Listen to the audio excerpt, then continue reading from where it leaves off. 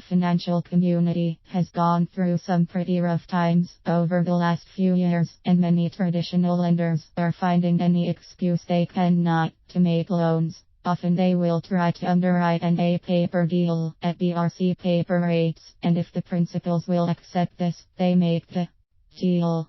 The terms the lender will offer are often well below those that they historically would have made. This means that the lender will offer, say, a 10% interest rate, where before they would have offered a 6% rate, and are offered to finance 70% of a purchase, where before they would have financed 90%. You've probably heard this on the news, where good solid buyers can't get bank loans for their businesses, or to buy houses or cars, or what have you. The financial markets are tight. However, people still need cash to buy houses, cars and items for their businesses, so they have turned to the private marketplace to satisfy their financial needs. Even during the best of times, 90% of all financing for the sale of small businesses has been seller carryback funding. Once these notes or paper has been created, the payee seller typically receives monthly payments including principal and interest on the amount they financed for the buyer or payer.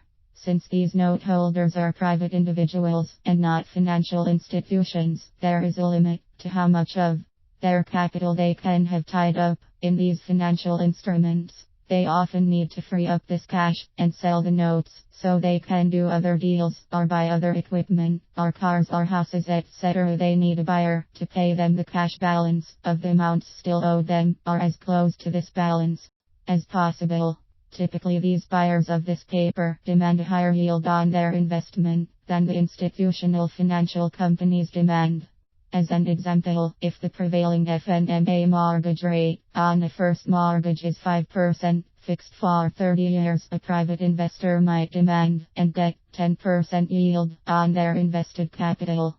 Since once the note is created and the terms of the note, interest rate, term, etc. has been set, it can't be changed. The way the note investor gets his 10% yield on 5% paper is by discounting. This means that the note buyer will only pay, say, 0 for the remaining balance of 0. This is a difference of 0 or 20%. This difference is the discount.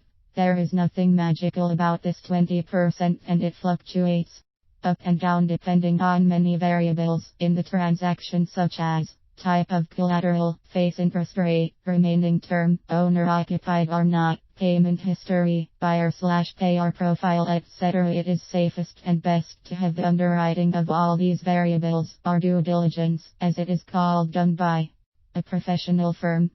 Thanks for your time. TJ Stewart, Founder & CEO.